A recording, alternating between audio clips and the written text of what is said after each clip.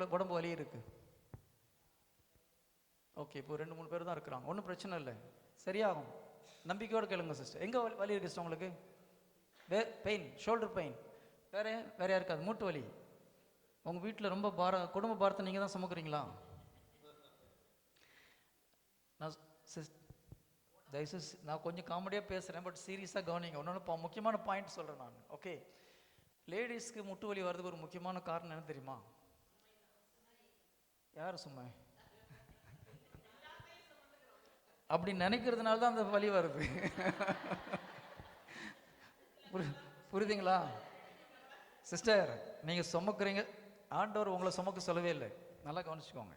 Okay, 1 பேதுரு 5:7 படிங்க யாராவது.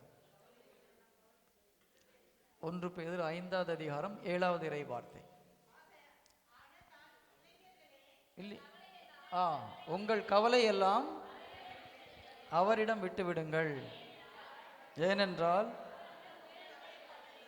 அவர் உங்கள் மேல் அது தமிழ் டிரான்ஸ்லேஷன் தப்பு, கொஞ்சம் நோட் பண்ணிக்கோங்க. கடவுள் யார் மேலேயும் கவலைலாம் படலை. சரி, அவர் கவலைப்பட்டாருன்னு நம்ம கவலை எப்படி போக்குவார்? ப்ளீஸ் கவனிங்க. அந்த கவலைன்ற வார்த்தை கரெக்ட் கிடையாது. நம்ம மேலே அக்கறை கொண்டுள்ளார். இங்கிலீஷில் வந்து ஹி கேர்ஸ் ஃபார் யூன்னு இருக்குது. அக்கறை, மேபி அந்த புதிய இதில் டிரான்ஸ்லேஷனில் மிஸ்டேக் பண்ணிட்டாங்களான்னு தெரியல. அவர் நம்மேல் அக்கறை கொண்டுள்ளார். He takes care of us. Yes. ஓகேங்களா? ஆண்டவர் என்ன சொல்கிறாரு? உன் கவலையெல்லாம் எங்கிட்ட கொடுத்துரு, நான் பார்த்துக்கிறேன்றாரு. அப்புறம் எதுக்கு நீங்கள் கவலைப்பட்டு உட்காந்துருக்குறீங்க? அதனால தான் அந்த முட்டி வலி. புரியுதுங்களா? வீட்டு சுமையன் பாரத்தை நான் சுமக்கிறேன்னு நினைக்கிறதுனால தான் இந்த மூட்டு வலிலாம் வருது. என்ன பிரதர்? நான் சொல்லலை பிரதர், இங்கே பக்கத்தில் ஏதோ வம்புல மாட்டி விட்றாதீங்க நீங்கள். Okay, good. சிஸ்டர், ஒரு முறை ஆண்டவர்கிட்ட ஒப்பு கொடுக்குறீங்களா? ஆண்டவரே, என் கவலையெல்லாம் உங்ககிட்ட ஒப்பு கொடுத்துறேன், இதுக்கப்புறம் குடும்பத்தை பற்றி கவலைப்பட மாட்டேன். ஒரு 3 முறை சொல்லுங்கள். கல்வாரி சிலுவையில் இயேசு கிறிஸ்து கண்ணில் பார்த்துட்டு ஒரு 3 முறை சொல்லுங்க. இப்போ சொல்லுங்க சிஸ்டர், நீங்களும் தான் வாயை திறந்து.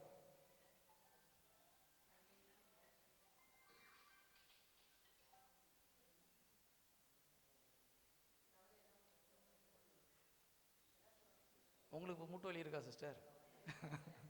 சிஸ்டர், நடந்து பாருங்க.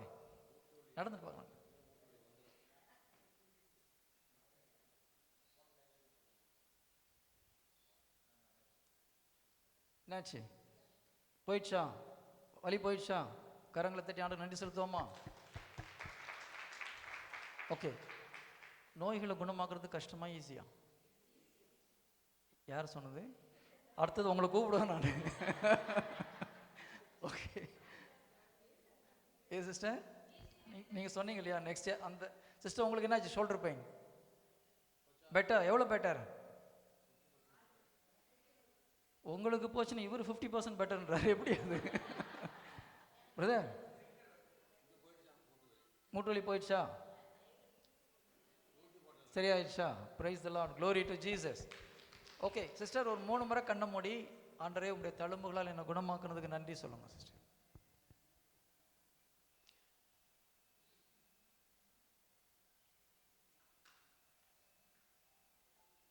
எஸ், செக் பண்ணி பாருங்க. ஃபுல்லாக போயிடுச்சா? 100%. ஓகே, கரங்களை தட்டி ஆண்டவருக்கு நன்றி செலுத்துவோமா? Praise the lord, glory to Jesus. Okay, இது பெரிய விஷயம் கிடையாது, கடவுளுக்கு பெரிய விஷயம் கிடையாது. ஓகேங்களா? ஏன் தெரியுமா? 1 பேதுரு 2:24 யாராவது படிங்க பார்க்கலாம். 1 பேதுரு 2:24.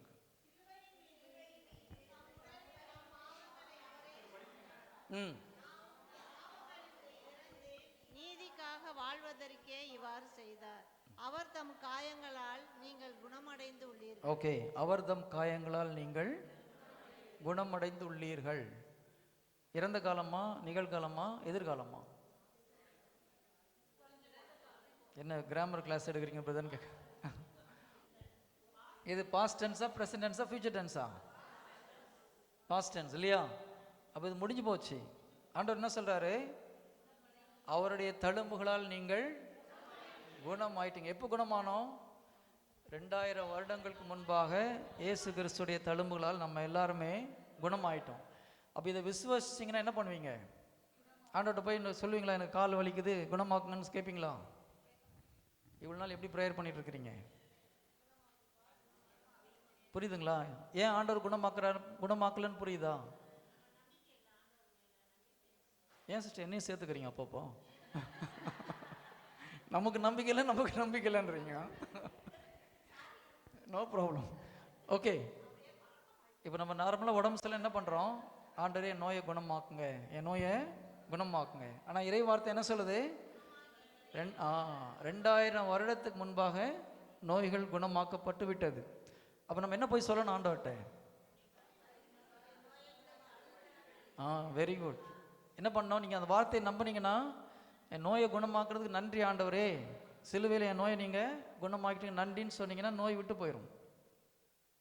புரியுதுங்களா? இவ்வளோ நாள் என்ன தப்பு பண்ணுறீங்கன்னு புரியுதா?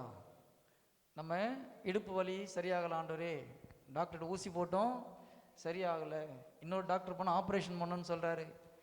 இந்த கதை பேசினா என்ன ஆகும்? அது வலி அதிகமாகிட்டே போகும். அதெல்லாம் விட்டுட்டு வலிக்குது ஆனால் நீங்கள் குணமாயிட்டீங்கன்னு நம்புகிறேன் ஆண்டவரே, நன்றின்னு சொல்லிட்டே இருந்தால் என்ன ஆகும்? வலி குணமாயிடும். Praise the lord. ஹல்லேலூயா.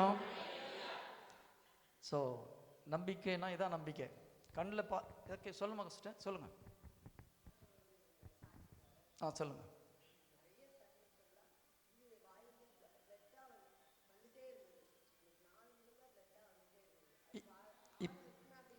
இப்போ நடந்த சாட்சியா? இல்லை இப்போ ஏதாவது நடந்ததா, இல்லை ஏற்கனவே நடந்த விஷயமா? ஓகே, அது வேண்டாம் சிஸ்டர். நம்ம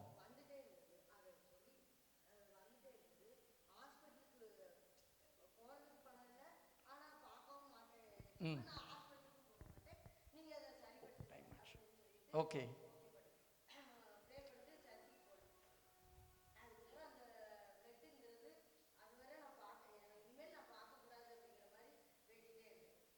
சரி, ஓகே சிஸ்டர். போதும், நம்ம டாபிக் எடுத்துகிட்டு போகலாம். Thank you, God bless you. Okay, இப்போது பல வகையான டீச்சிங் சொன்னேன். ஃபஸ்ட்டு டீச்சிங் என்னது?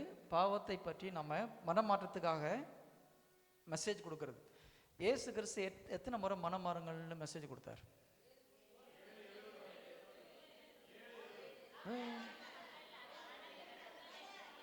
இல்லை இருங்க சார், கேள்வி மறுபடியும் ஒரு முறை கேட்குறேன்.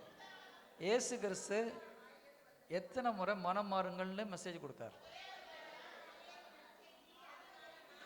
ஓகேங்களா? Okay very good. போதும் சிஸ்டர். ஓகே, அவர் ஒவ்வொரு மெசேஜிலும் போயிட்டு நீங்கள் மனம் மாறுங்கள்னு சொல்லலை. ஓகேங்களா? நீங்கள் பாவத்திலேருந்து மனம் மாறுங்க, பாவம் செய்கிறீங்க, ஜீசஸ் ஏன் அப்படி சொல்லலை?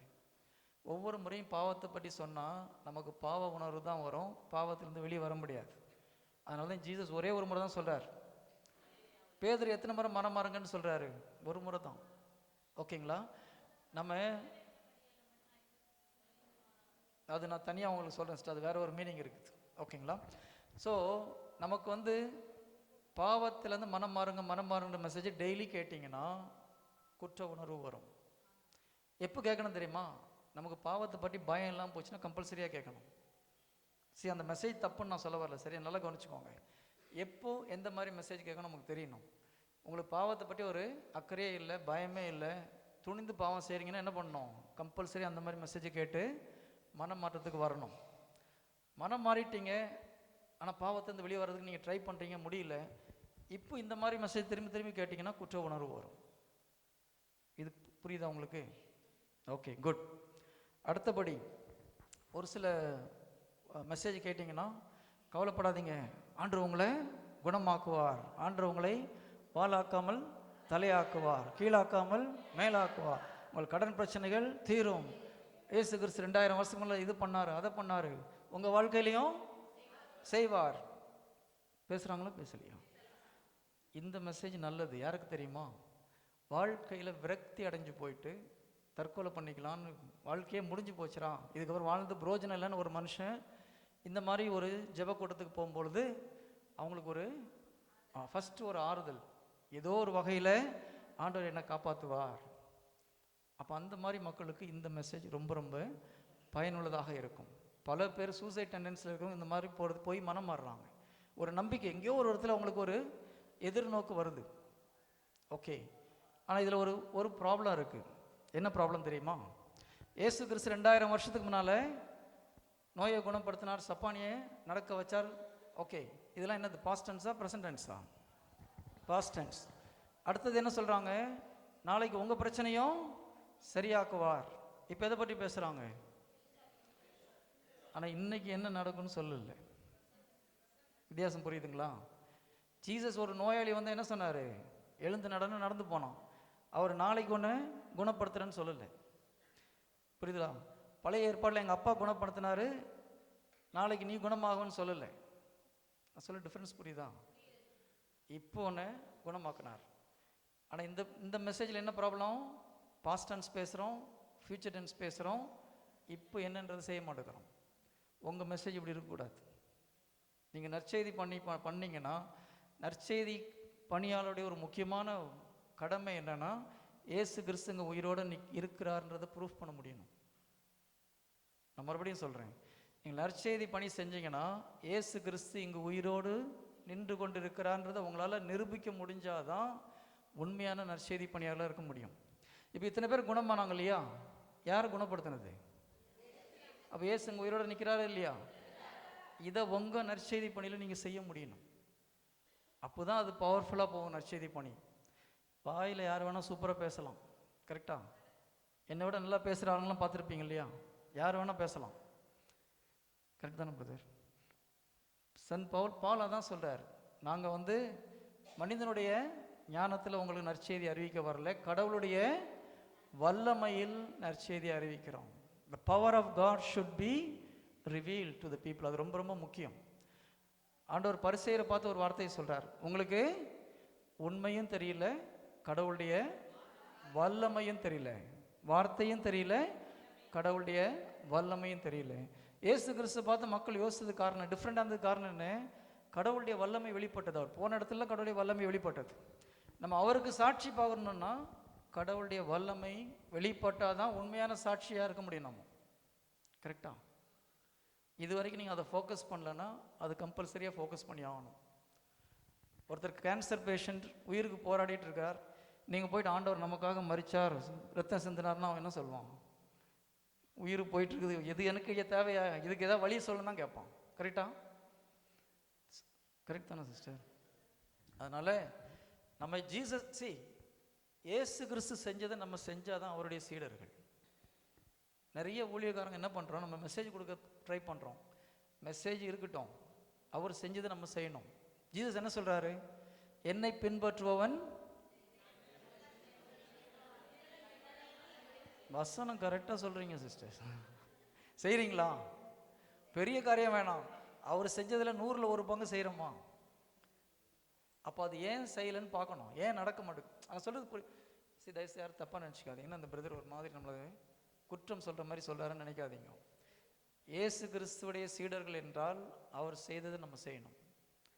அவருடைய சீடர்கள் செஞ்சாங்களா செய்யலையா? கரெக்ட். நம்மளையும் சீடராக தான் அழைச்சிருக்கார் இல்லையா? மத்தேயு கடைசியில் போகும்போது என்ன சொல்கிறாரு? எல்லோரையும் பக்தர்களாக்குங்கன்னு சொன்னாரா? சீடர்களாக சொன்னார். அப்போ சீடர்கள் என்றால் குரு செய்கிறத சீடர் செய்யணும், அப்போ தான் நம்ம உண்மையிலே சீடர்கள். ஓகே, இந்த மலையை பார்த்து பெயர்ந்து கடலில் போய் விழுன்னு சொன்னார் இல்லையா? எத்தனை பேர் மலையை பார்த்து பேசுனீங்க அந்த மாதிரி?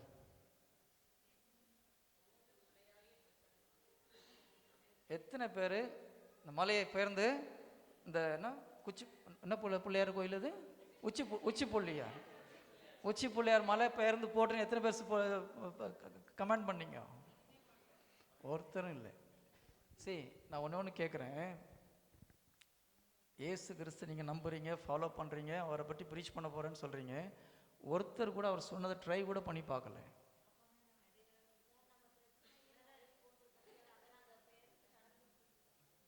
அதை இருங்க. ஓகே, நீங்கள் சொல்கிறது கரெக்டு. பிரச்சனையை வெளியே போகணும்னு சொல்லி சொன்னீங்களா? சொன்னீங்கன்னா ஓகே, வெரி குட். ஆனால் இங்கே நிறைய பேர் ட்ரை பண்ணி கூட பார்க்கல. Okay, very good sister, congratulation. உட்காருங்க. ஓகே, நான் டைம் இல்லை நமக்கு. யோசித்து பாருங்கள், ஏசு கிறிஸ்து சொல்கிறார் மலையை பார்த்து பெயர்ந்து போனால் போவோன்னு சொல்லிட்டு. இதில் கிட்டத்தட்ட 95% மேலே யாரும் ட்ரையே பண்ணி பார்க்கல. அப்போ என்ன அர்த்தம்? யாரும் நம்பல ஜீசஸை. கடுகளவு இல்லை, அதை விட கம்மியாக கூட நம்பலை. ட்ரை பண்ணியே பார்க்கல. ட்ரை பண்ணி பார்த்து மழை போகலன்னா அது வேற விஷயம். 2005 முதல்ல கடவுளால் தொடப்பட்டு கடவுளுக்குள்ளே வந்தேன். ஒரு தியானத்தில் போயிட்டு 3 மாதம் கழித்து இந்த வசனத்தை படித்தேன். உடனே ஒரு கிளாஸ் தண்ணி எடுத்து வச்சுட்டு, ஆண்டரே மலையெல்லாம் பார்த்து நான் சொல்லலை, இது இப்படி நவுந்து ஒரு அடி இந்த பக்கம் போட்டோம் அப்படின்னு. ஒன்றும் ஆகலை. ஒரு 10 முறை சொல்லி பார்த்தோம், ஒன்றும் ஆகலை. சிரிப்பாக இருக்குல்ல பாருங்க. இப்போ நான் பேசும்போது குணமாகுதா ஆகலையா? அதை ட்ரை பண்ணி பார்த்ததுனால தான் இது நடக்குது. ஆனால் நீங்கள் ட்ரையே பண்ணல. இப்போ நான் யாரை பார்த்து சிரிக்கணும் சொல்லுங்கள் பார்க்கலாம். நான் சொல்கிறது புரியுதுங்களா? ஆண்டவர் சொல்லியிருக்காருன்னு அட்லீஸ்ட் ட்ரை பண்ணி பார்த்தேன் நான். அன்னைக்கு நடக்கலை, ஆனால் ஒரு 10-12 வருஷம் கழித்து ஜீசஸ் சொல்லி கொடுத்தார். நோயை எப்படி குணமாக்குறது, அற்புதங்களை எப்படி செய்கிறது, என்கிட்ட என்ன ப்ராப்ளம் இருக்குது, எதெல்லாம் நான் சரி பண்ணணும். நீங்கள் ட்ரையே பண்ணலன்னா உங்களுக்கு சொல்லியே கொடுக்க மாட்டார். ஏன்னா நீங்கள் நம்பவே இல்லை இல்லையா? அதனால் தயவு செய்து இறை வார்த்தையை அப்படியே ட்ரை பண்ணி பாருங்கள், ஒர்க் அவுட் ஆகும். இப்போ இந்த வசனம் படிக்கிறோம், 1 பேதுரு 2:24 இல்லையா? ஏற்கனவே நீங்கள் குணமாயிட்டீங்க. நம்பினீங்கன்னா என்ன பண்ணணும்? ஒரு டான்ஸ் போட்டு தேங்க்யூ ஜீசஸ் சொன்னீங்கன்னா நோய் போயிடும். அதுதான் நம்பிக்கை. கரெக்டா? Price the Lord, hallelujah. Okay, time ஆயிடுச்சுன்னு நினைக்கிறேன் பிரதர். நிறுத்தணுமா? பிரேக் டைம் இல்லையா? Okay, thank you. நம்ம பிரேக் முடிச்ச அப்புறம் ஆரம்பிக்கலாம். Price the Lord. பிடிச்சிருக்கா மெசேஜ்? சும்மா சொல்லக்கூடாது, யூஸ்ஃபுல்லாக இருக்கா? Okay, good.